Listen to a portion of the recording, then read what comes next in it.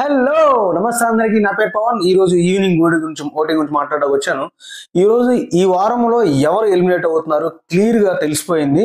But double elimination single elimination అనేది clear గా అర్థమైపోయింది. సో ఈ వారం అయితే కనుక కన్ఫర్మ్ గా డబుల్ ఎలిమినేషన్ అయితే 100% ఉంటది.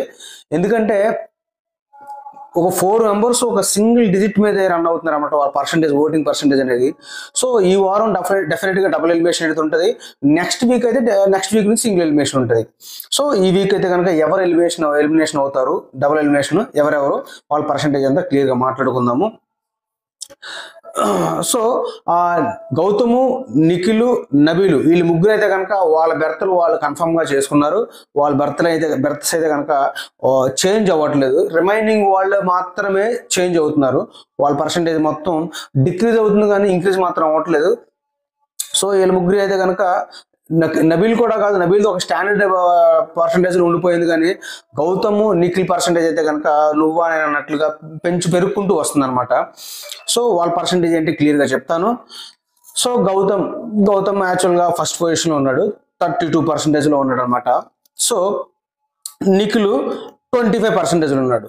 సో ఎందుకంటే గౌతమ్ పెరిగింది పర్సంటేజ్, నిఖిల్ కొంచెం తగ్గింది అని చెప్పేసి లాస్ట్ వీక్ గురించి మాట్లాడుకున్నాం కదా ఆల్రెడీ. సేమ్ అదే రీజన్ వల్ల నాగార్జున సార్ గారు అలా అనడం వల్ల అదే మళ్ళీ హౌస్ మేట్స్ కూడా సేమ్ అదే పాయింట్స్ పట్టుకుని నామినేట్ చేయడం. సో దాని వల్ల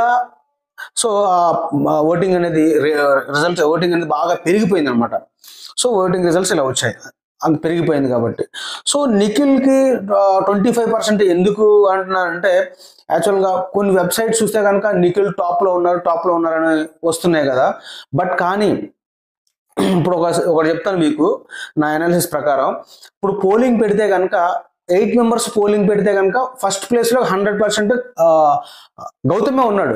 బట్ సెకండ్ ప్లేస్ లో నిఖిల్ వస్తున్నాడు, ఏది 8 మెంబర్స్ పోలింగ్ పెడితే.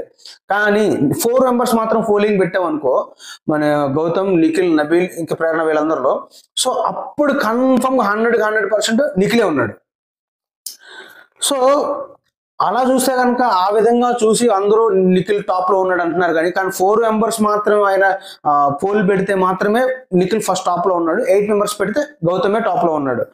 సో నెక్స్ట్ వీక్ అనేది 100% తెలిసిపోద్ది ఎవరికి ఎంత పర్సెంటేజ్ వస్తుందని.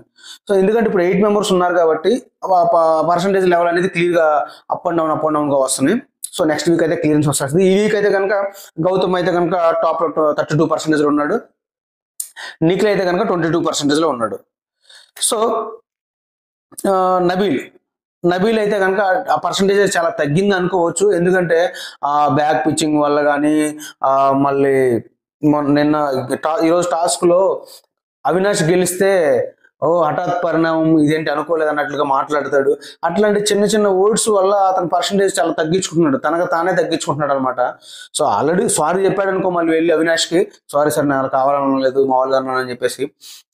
సో అట్లాంటి చిన్న మిస్టేక్స్ వల్ల అతని పర్సంటేజ్ అనేది చాలా తగ్గిపోతుంది. ఎందుకంటే టాప్ 1 లో ఉన్న పర్సన్ ఇప్పుడు ఇంత దిగజారిపోయి థర్డ్ పొజిషన్ పేరుకి మాత్రమే థర్డ్ పొజిషన్, కానీ ఆ పర్సంటేజ్ ఎంత తేడా ఉందో తెలుసా? 32% ఎక్కడ, 25% ఎక్కడ, 10% ఎక్కడ, చాలా డిఫరెన్స్ ఉంది కదా. సో వీళ్ళు రిమైనింగ్ వాళ్ళు తక్కువ పర్సంటేజ్ లో ఉన్నారు కాబట్టి ఇతను 10% మనకు ఎక్కువ అనిపిస్తుంది. థర్డ్ పర్సన్ లాగా ఉన్నాడు. So first Gautam, second Nikhil, third Nabeel 10% లో ఉన్నాడు అనమాట. రిమైనింగ్ వాళ్ళు 5 1 2 3 4 5 ఆ 5 మెంబర్స్ చాలా తక్కువ అనమాట.